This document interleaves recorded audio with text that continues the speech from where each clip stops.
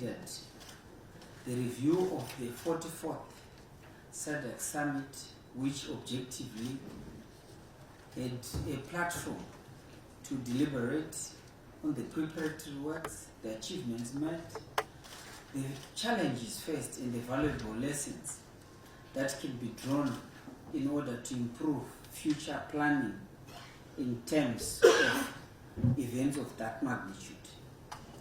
This paper was presented by the acting chairperson of the Interministerial Task Force on the preparations for the hosting of the 44th Sadc Summit, the Minister of Public Service, Labour and Social Welfare, Honorable July Moyo. Cabinet joins the nation in congratulating His Excellency the President, Dr. E.D. Mnangagwa, on assuming the Sadc chairmanship and for successfully hosting the 44th Sadc Summit on the 17th of August 2024.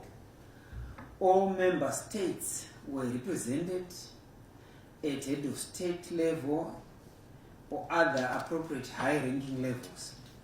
A total of 2,306 delegates were accredited during the Sadc Industrialization Week and 3,041 during the summit. The accreditation proceeded flawlessly under the secure conditions.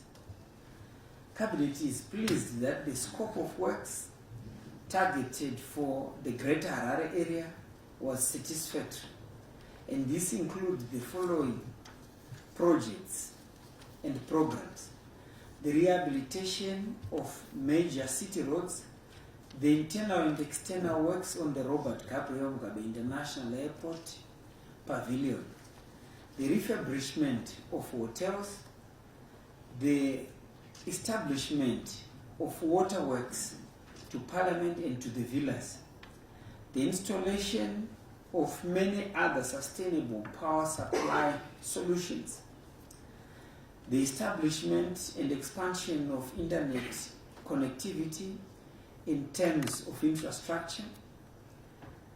The Sadc Industrialization Week was a resounding success with over 3,500 local, regional and international participants registering for the event, as well as the public lecture which was delivered by His Excellency the President, Dr. E.D. Mnangagwa, at the University of Zimbabwe, which was live streamed. In general, media coverage was well provided and generated the required and expected education and awareness, while other events such as the Sadc Tourism Night and the tour of the Geopomona and the Museum of African Liberation were well executed. Both private and public media did a marvelous job. The cleaning and beautification of the city is satisfactory. Cabinet noted that there is need to sustain the momentum created across the board and agreed as follows: that the construction of the new city in Mount Hampton be accelerated. Cabinet considered the report on the food deficit mitigation strategy, urban cash transfer program, and movement of grain as presented by the Minister of Public Service, Labour and Social Welfare, Honorable July Moyo. The nation is advised that out of a targeted 6,140,000 beneficiaries, 5,479,000 were received food assistance in the first 3 months, being May to July 2024, in terms of food distribution blitz, which translates to 89.2%. The Grain Movement Command Center is worked tirelessly to ensure that food insecure population received the requisite assistance. Government is now in the second cycle of the second blitz in terms of grain distribution, where a total of 6,215,000 beneficiaries are set to receive food assistance starting on the 6th of August 2024 to the 31st of October 2024. As with the first cycle, each beneficiary was set to receive 7.5 kilograms of grain. Cabinet considered a report on the relocation of Matabeleland North provincial offices from Bulawayo Metropolitan Province to Lupane Center, as presented by the Honorable Vice President, retired Colonel K.C.D. Mohadi.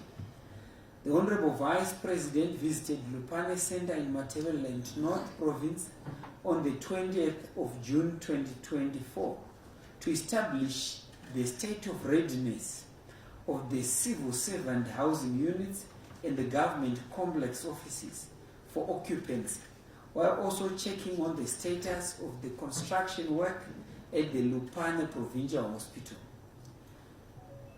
The civil servants' houses are 90% in terms of completion, whilst the government complex is complete.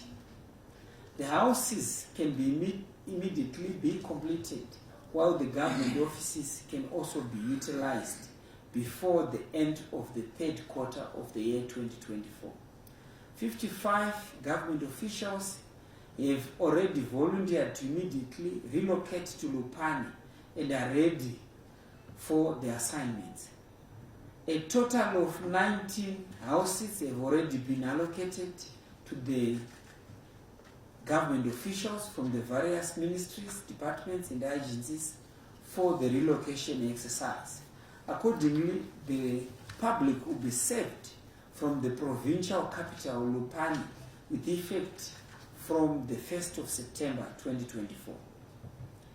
Cabinet considered the report on alluvial mining and rehabilitation of degraded rivers, which was presented by the Minister of Lands, Agriculture, Fisheries, Water and Rural Development, Honorable Dr. Incius Masuka, who is also the chairperson of the Interministerial Committee on Mining and Environment.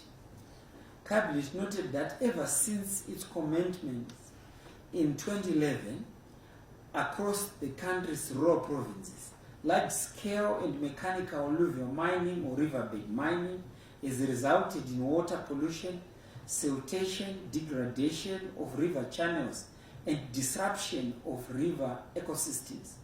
Cabinet directed that riverbed mining be banned with immediate effect. Cabinet received reports on progress made in the implementation of priority projects and programs for the second 100-day cycle of 2024, as presented by the Ministers of Finance, Economic Development and Investment Promotion and the Minister of Primary and Secondary Education.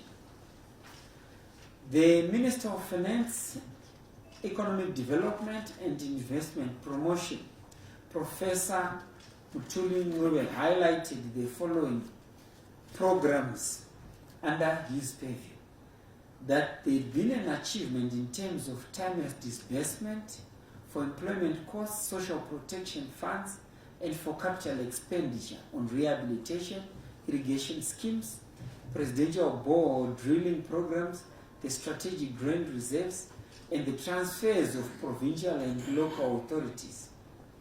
That the mid-term budget and economic review and the 2025 budget strategy paper were presented to Parliament. That significant progress had been recorded in the implementation of the International Public Sector Accounting Standards.